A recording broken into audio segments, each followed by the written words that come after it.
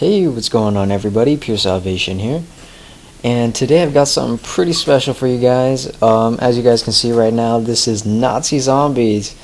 Yeah, it's my first one uploading to you guys. Let me say this is going to be a 6-part series, so if you guys are getting a little antsy, don't worry about it. I have sped up most of the footage because this game was about an hour and 30 minutes or 2 hours or something in between. There's something ridiculous like that. And this is on Verruckt, or Verruckt for some people, as you guys can see. I don't think I'll be able to commentate 6 parts of this because most of it's kind of just like rinse and repeat, I guess. So right off the bat, actually, you know what, before I go into there, my next few videos or the next couple of parts might not have commentary or something, but don't worry, I'm not going to commentate over the stuff where it's just pretty much the same thing over and over and over and over again, because that's just boring. And I've already sped up this beginning part because all we're doing is just pretty much getting points. We're trying to point whore it up, kind of. So now let's get into the gameplay. So as you can see, these are like the first couple of rounds, and sorry, I have a sniffle right there. And we don't go upstairs for a little bit, and I guess we decided in this game that we were going to go up the left side, which is the side I'm on right now, and camp in the butcher kitchen. However, we do make a couple of mistakes, and I think in those later parts, I guess I'll just commentate those. Like, I'll be commentating periodically, and you might hear my name, you might hear my voice actually throughout this commentary, and then you might not. Just don't worry about that. So we're really trying to get points right now. I don't really like Verruckt too much. I think it's just, there's a lot of bugs with it. If you guys don't know, the bouncing betties, it takes more than one bouncing betty to kill a zombie. And this is the only zombie map that happens to. In all the other maps, in Darius and Shinonuma,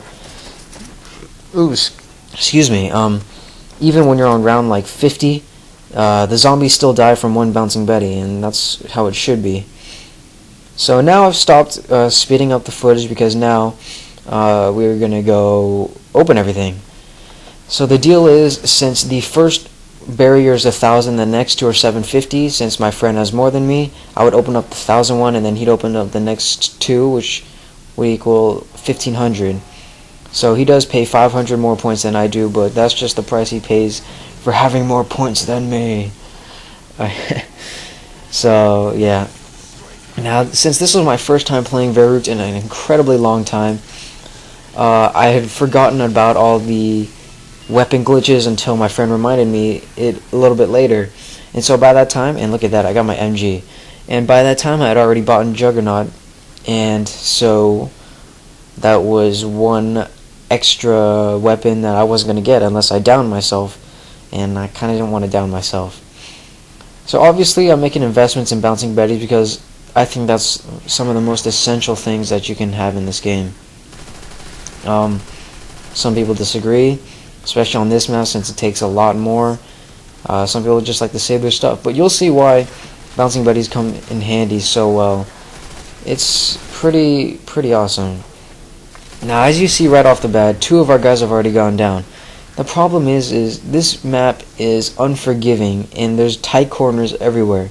So if you get separated and you're in a higher level than this, and you get caught without Juggernaut, you're gonna die. And people need to realize that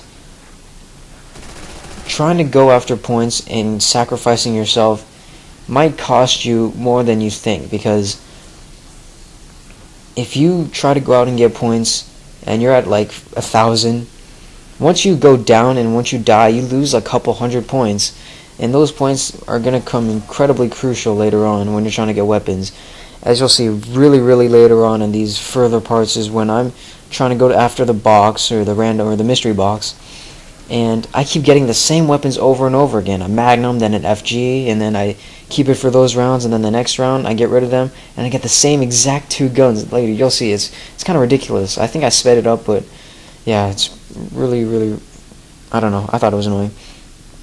So this is the kitchen where we were gonna set up camp, and my friend accidentally opens up the next door, which has the speed cola, instead of actually opening up all the way around.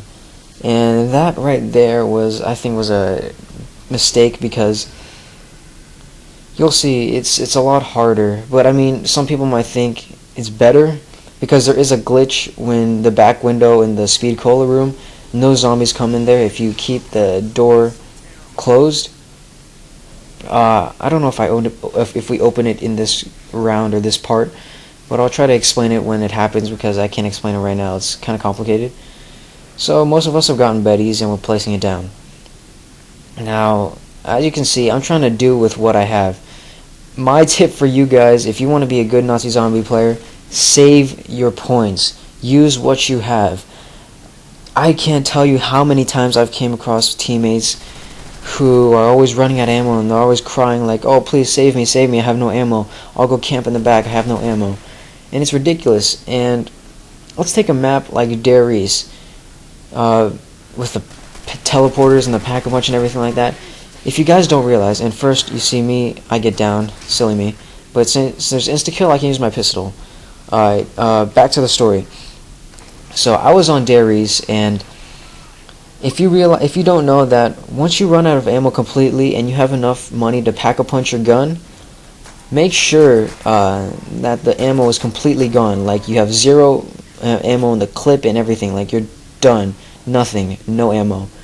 Then you take it to the pack-a-punch, and you get a pack-a-punch, and you get all of your ammo back, plus more.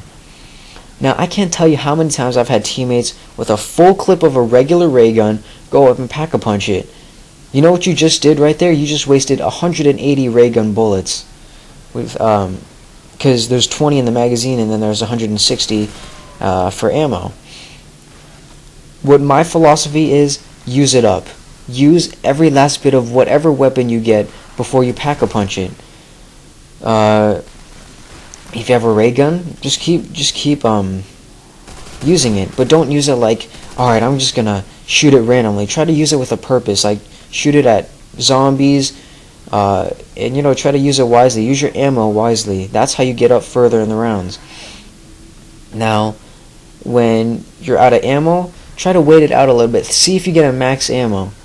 Because think about it, when you're caught in situations, and I'm caught in all of these situations in Darius when I'm playing online with randoms who are not really good at the game, I'm always caught in these situations where I'm the last one standing and I have to pull through the team, or pull through each round the entire time, because they all keep dying and they never last with a pack-a-punch Colt because they keep blowing themselves up.